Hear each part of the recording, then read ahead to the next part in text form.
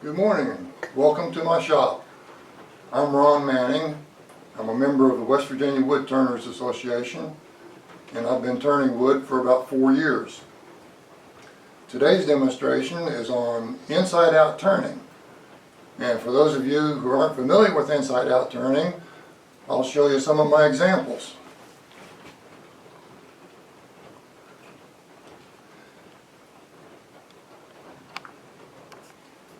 This is a little hanging ornament. Got several little scallops in it.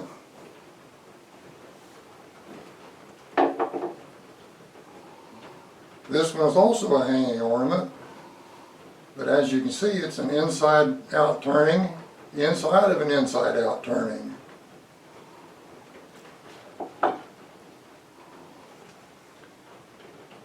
This is a little desk ornament.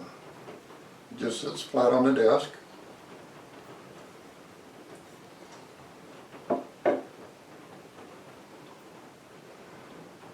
This one is a bud vase.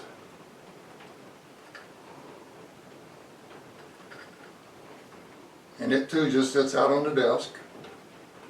Has a little glass tube in the center. You fill up with water and set your bud in it.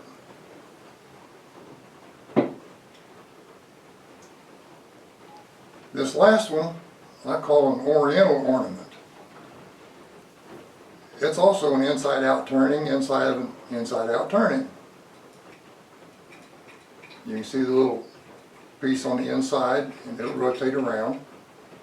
And I've also included a little marble, jade colored marble, which is made out of acrylic, and it will just sit on the vase, or sit on the desk.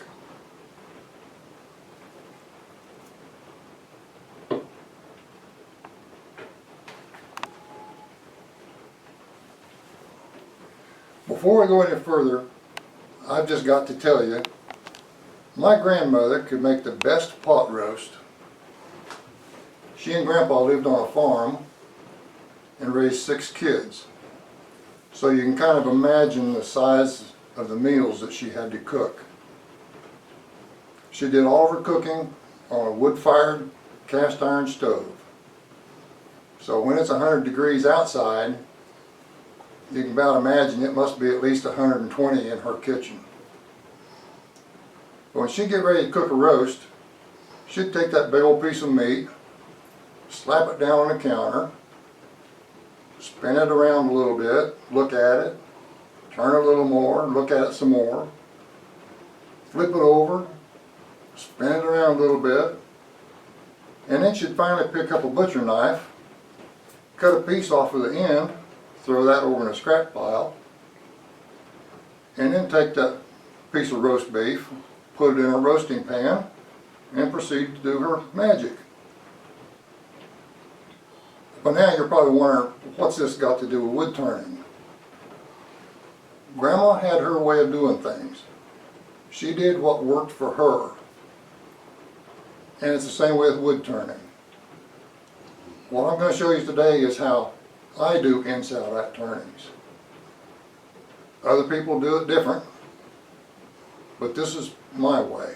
It's not the only way, not necessarily the right way, but it's my way. Now for inside-out turning, the process is to take several blocks, glue them together, mount them in your lathe, and make your first turning. That first turning is going to be what winds up on the inside of your finished product. After you do that first turning, you split those blocks apart, reglue them together, mount it back in your lathe, and then do your final turning. So let's take a look in more detail at how this is going to be done. The first thing we have to do is come up with the design on our project. And the first thing I do is draw up a sketch, and I try to draw it up full size if I can, and figure out what I want the outside of my product to look like. Once I figure out what the outside looks like, I'll know what size blocks I have to make the project work. If we zoom in and look at my sketches, you'll get an idea of what I'm talking about.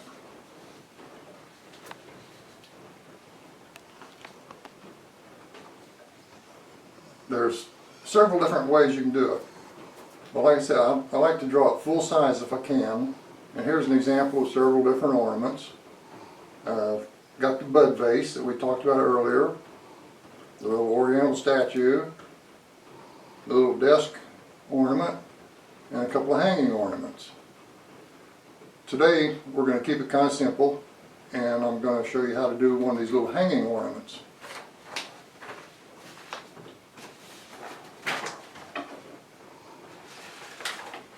If I draw it out full scale, this is actually a little larger than full scale,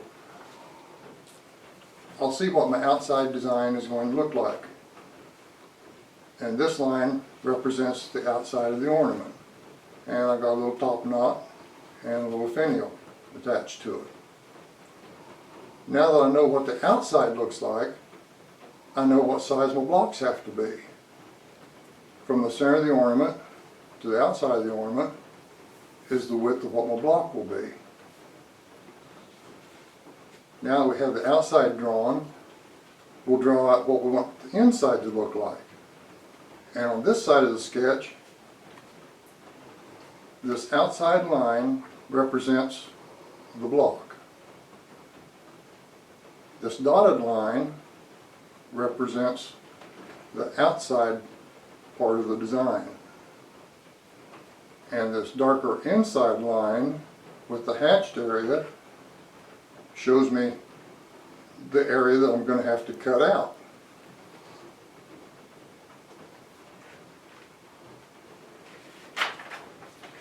If we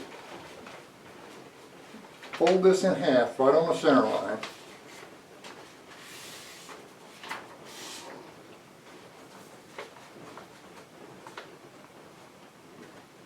this area is the area we're going to cut out.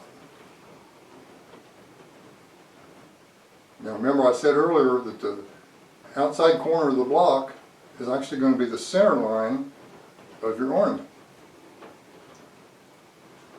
So that's the center line, and this will be your outside corner.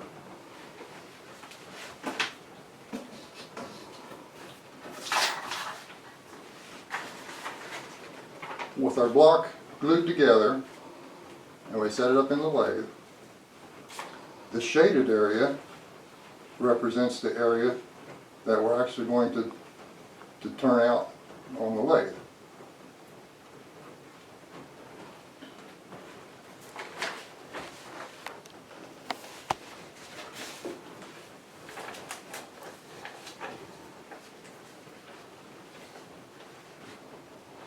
So now that we've got our design figured out, we know what's going to be cut out on the lathe, let's go over to the glue up table and glue up our blocks.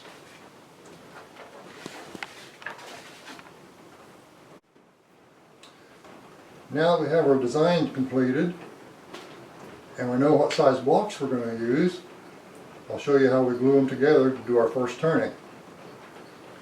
The blocks I'm using here are just little plain scrap blocks, but it'll be good for showing you how we glue it together. You want to get your 4 blocks. Today we're using 4.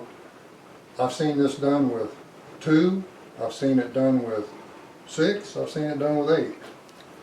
But for simplicity we're going to just use 4.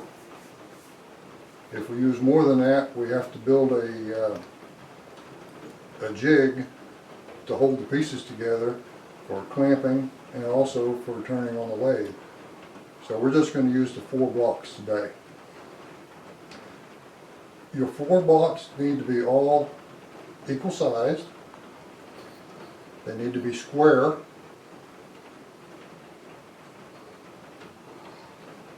And long enough so that you'll have some waste at the end for cutoff when we get our final design done. The first thing I do when I'm ready to glue it together, so to assemble these blocks, what I do is put a little 1/4 inch strip of glue on each end of the block, and then I'll put a piece of paper on that, and this paper is just ordinary notebook paper, and I'll cut the length of it so that it fits on the block.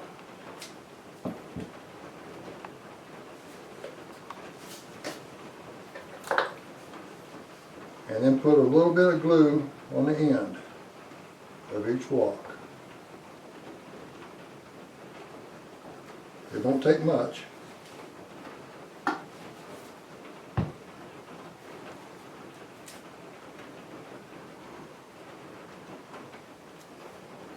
I want this glue strip to be about 1/4 inch wide.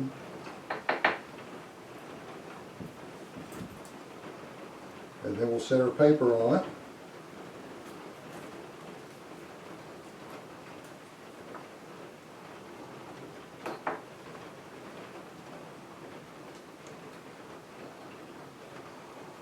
And put the glue side to glue side.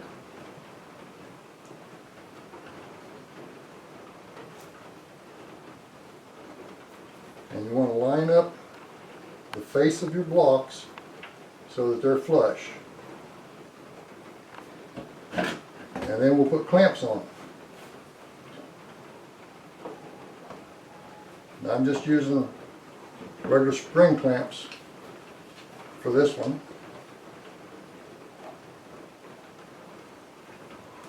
Just like that. And you'll do both halves this way. If you don't have the spring clamps, you can use these little F clamps. They'll work the same way. Clamp them together. Make sure you have the faces of the blocks lined up.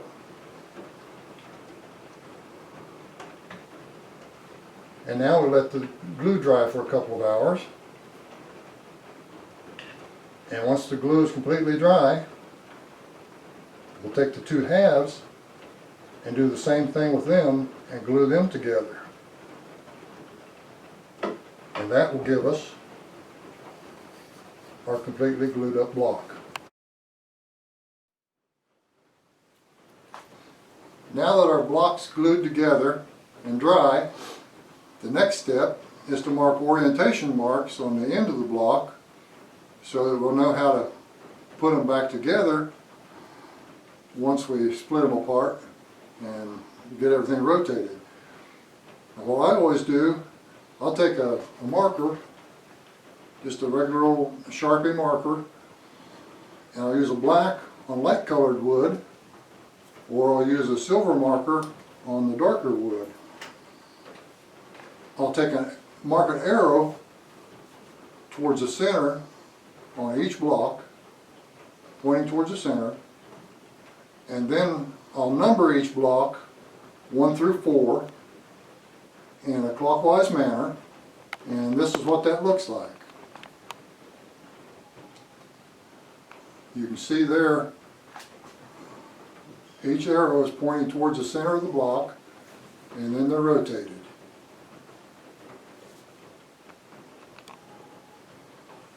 Now the next step is to mount it into your lathe. There are several different ways you can mount it. You can use your spur drive. And if you use the spur drive, I would drill a hole maybe 1/8 of an inch deep in the end of your block so that your spur drive will fit down in it good and tight. And again, if you use the spur, make sure you don't have the spurs lined up on your glue line. If you drive that in on that glue line, it's going to split your block apart. So you want to rotate that around so that your spur is kind of in the center of your block. My preferred method is to mount your block into a scroll chuck. You can just mount it in, let the corners come out at the end of your jaws, and that'll hold it really secure. Now if you're doing a big turning, like a table lamp or something like that, that has a really big block, you might want to use your scroll chuck or your coal jaws. You have your little buttons on your coal jaws, and you can take your block and set it in there, tighten it down, and that'll hold it pretty secure too.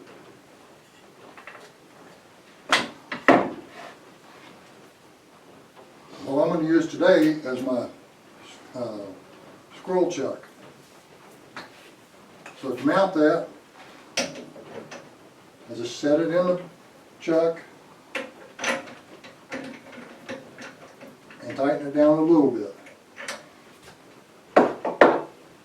On the tail end, I like to drill just a little tiny hole right in the center of the block, and that way my tailstock can run up and fit in that little hole. Now that little hole does a couple of things. It allows your block to line up perfectly centered on your lathe. Now there's a couple of different types of life centers for your tailstock. You have the cup spur or just a plain straight spur.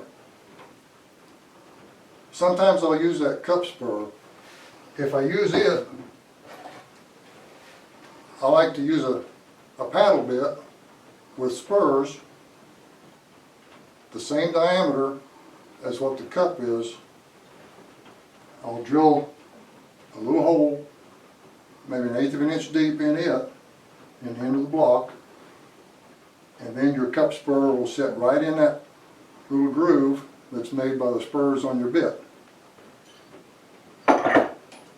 Today I'm just going to use a straight life center.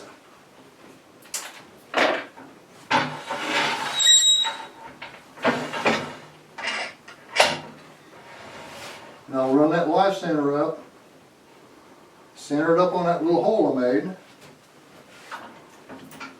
lock it in, and then I snug the center up just barely snug. I don't want it to wobble, but I don't want to put too much pressure on it.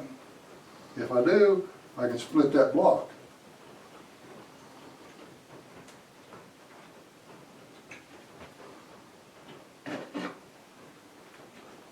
Once the tailstock is set, then I'll go ahead and finish tightening down my chuck.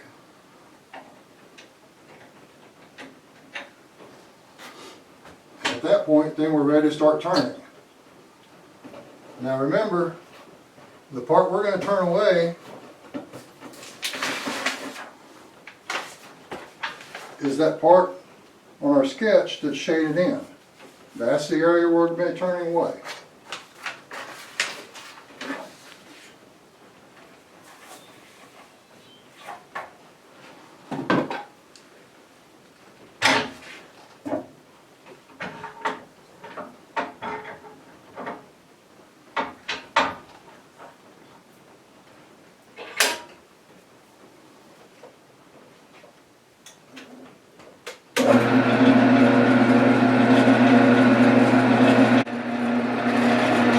Now remember, this is spindle turning, so we've got to use our spindle tools. I'm using a 1/2 inch spindle gouge to start.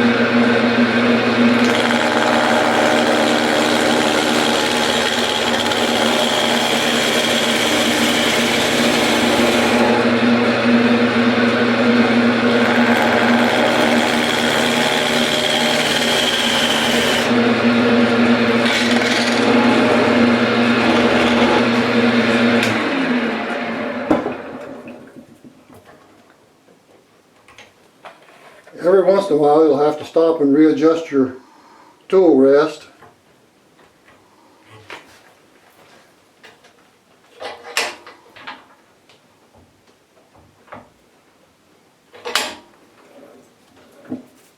Also check the progress of your cuts.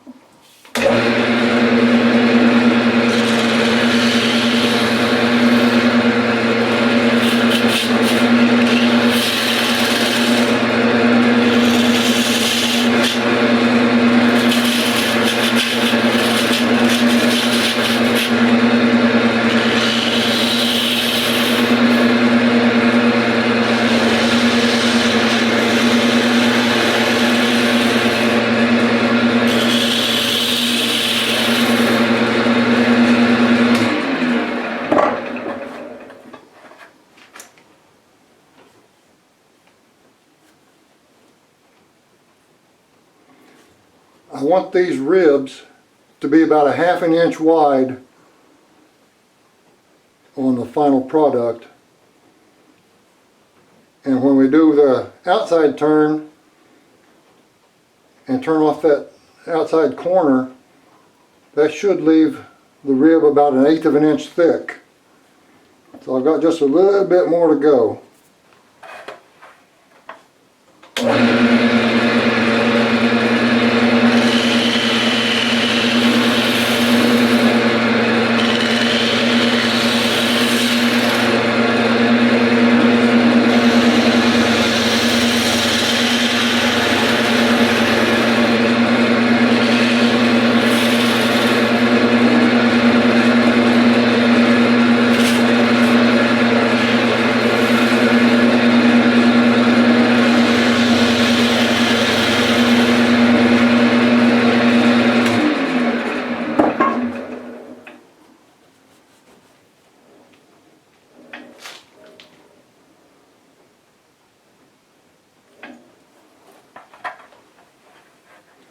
And that looks just about right.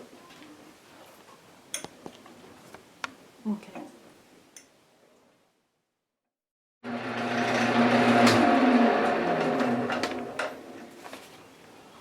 Okay, that looks pretty much like our design. So now, all we have to do is a light sanding. Get this tool rest out of the way.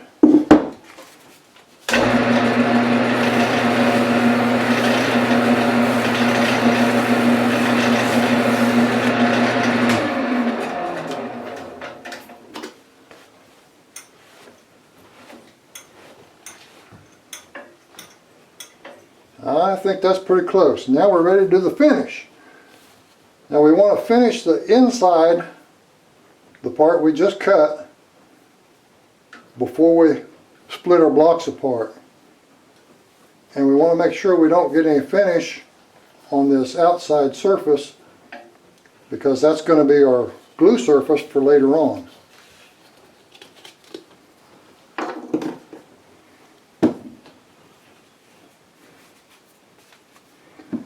Now what I'm using is just a friction polish. We're going to put a little bit on the inside here.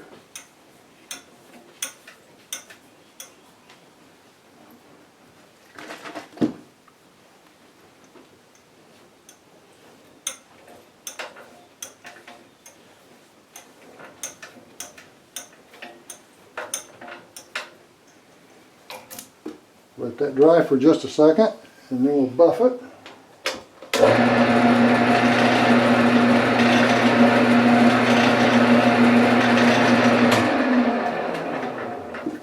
And then put on a second coat.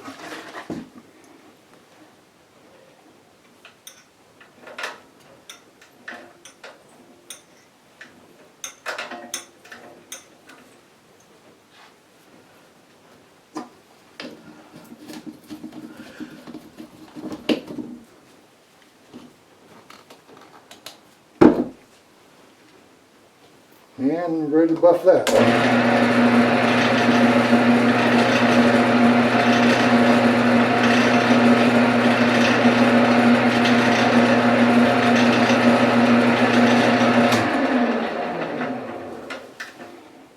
Oh, that shined up real nice. Now the next step is to remove it from the lathe and split the blocks apart.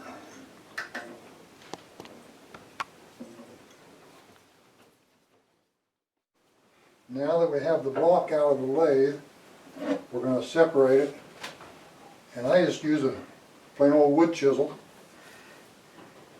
I line the chisel up right on that glue joint,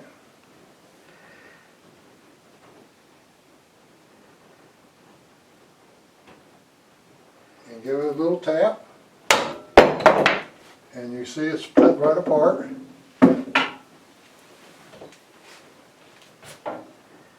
And then I'll rotate it around and hit the other glue joint.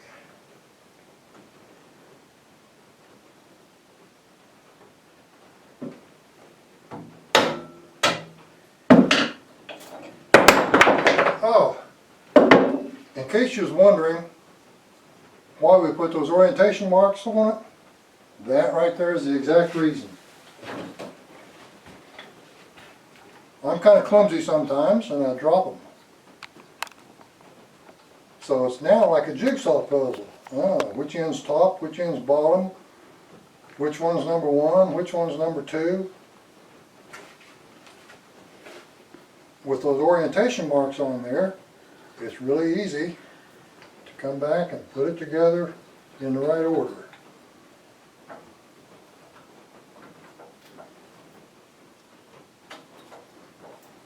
Okay, now they're back to where they're supposed to be. Now that's the inside part of the turning. So to get that rotated around, we take each block, rotate it 180 degrees so that the arrow is pointing to the outside of the block.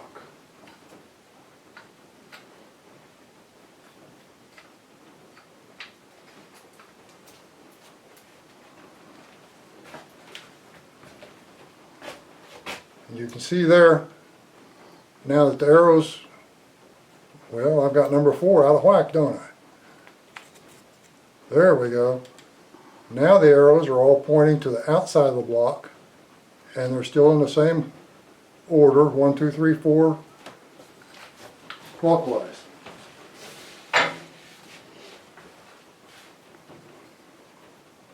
Now, if you have a real delicate turning, you might not want to use the chisel on it. You might want to do like Grandma did with that roast. Cut the end of it off. Take it to your bandsaw, cut the end of it off. And that'll protect your delicate turning. Oh, by the way, when Grandma cut the end of that roast off, she would take the scrap pieces and make soup out of them. So nothing went to waste. Alright, now that the arrows are pointing to the outside, we glue up the mating surfaces. And this time, instead of just using glue on the end of the block, we're going to glue the entire mating surface. And again, just glue up half of your block. When that glue's dry, then you'll put the two halves together and that'll finish up your block. Let that glue dry overnight, and then you're ready to do your turning on the outside.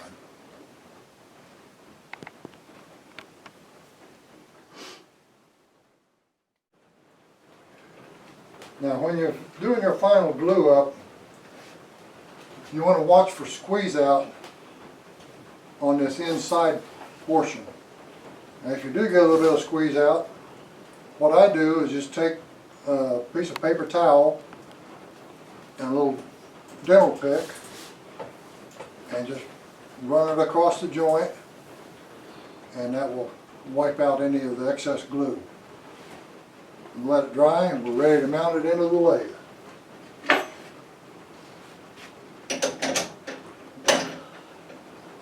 We're going to mount it the same way we did for the first turning.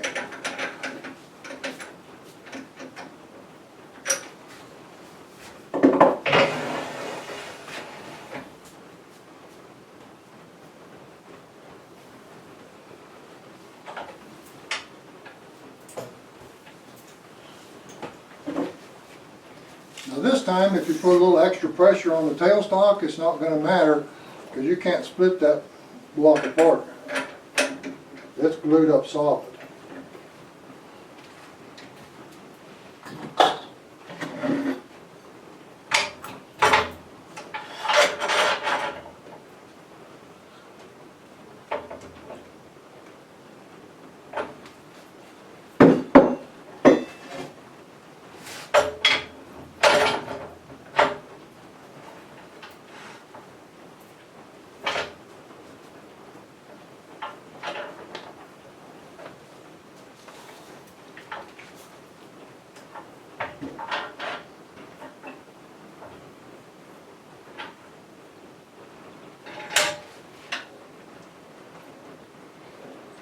Okay, now we've got it mounted and we're ready to start turning.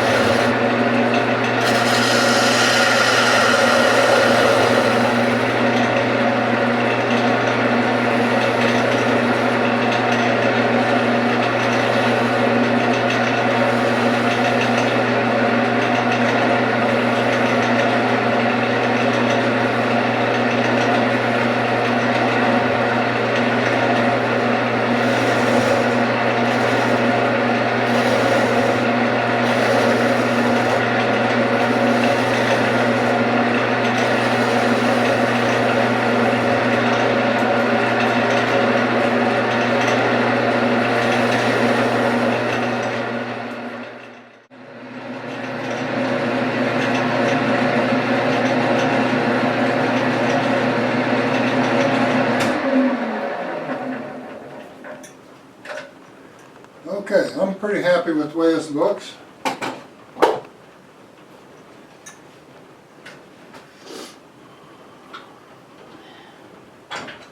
Move the tailstock out of the way.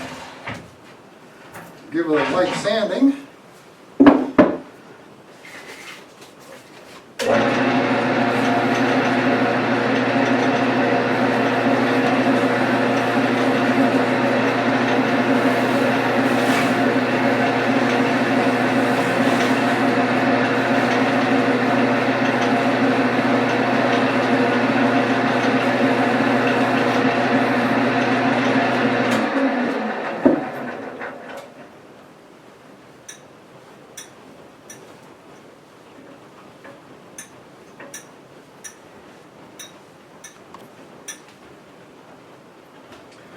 When I turned a little bit of a finial on the ornament, if I hadn't done that and I wanted to add a separate finial, the way I would do that, I'd mount a drill chuck in my tailstock with a drill bit in it, the same diameter as the tenon on my finial.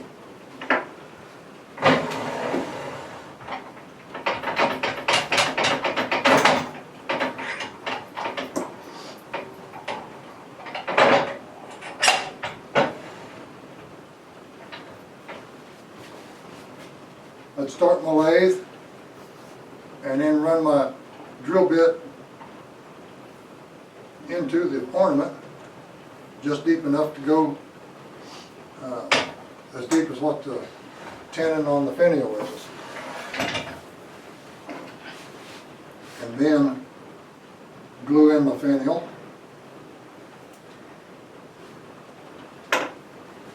And that would take care of that end. At this point, we're ready for finish. And again, I'm just going to use a friction polish.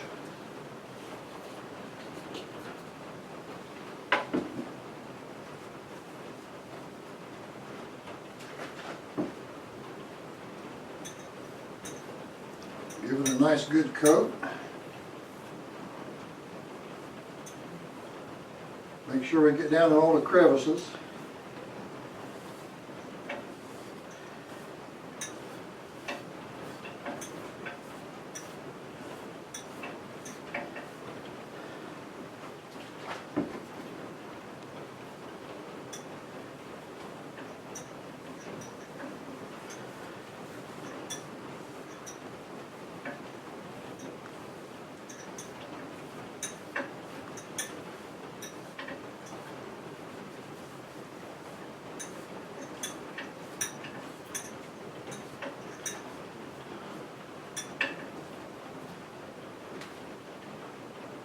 And we'll let that dry for just a second, and then buff it up.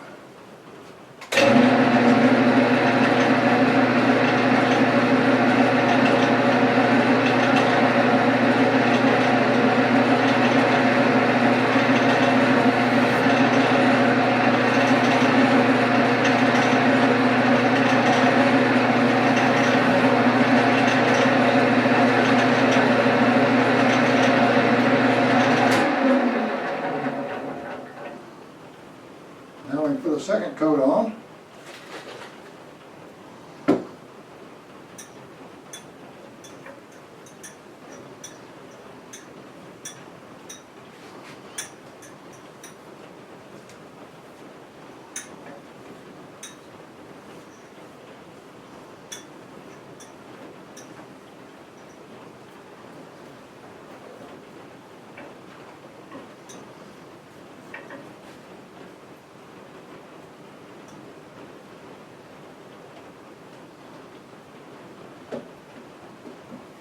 Let that dry for just a second.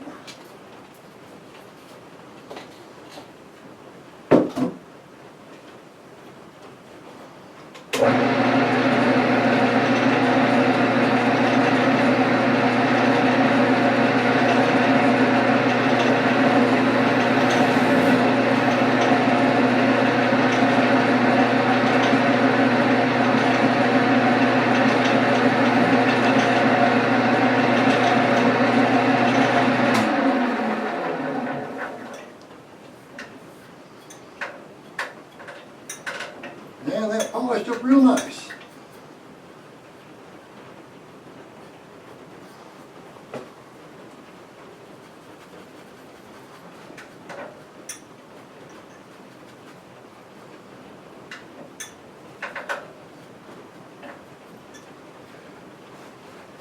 Now we're ready to part it off and we'll be done.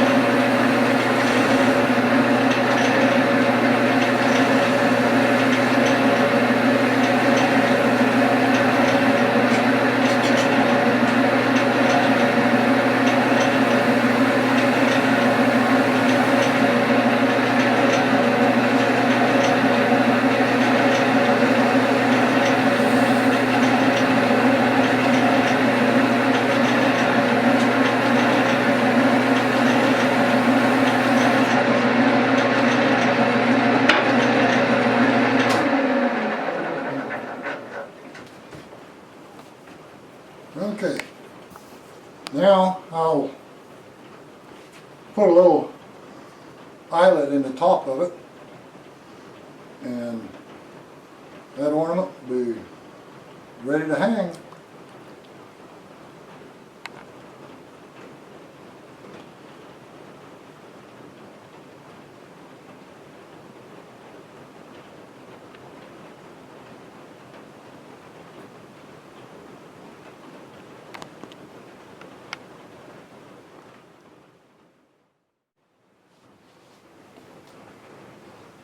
Well, this is my finished ornament. All I have left to do is put a little eyelet on top to hang it from. And I think I'm going to hang a little medallion from the inside with a picture of my great-grandson on it. My new great-grandson. He's just a few months old now. I think this will make a nice little gift for him. I hope you all have enjoyed this presentation. Hopefully I've been able to teach you how to do an inside-out ornament. Look forward to seeing something that you've turned. I thank you for visiting my shop today. This is Ron Manning, signing off.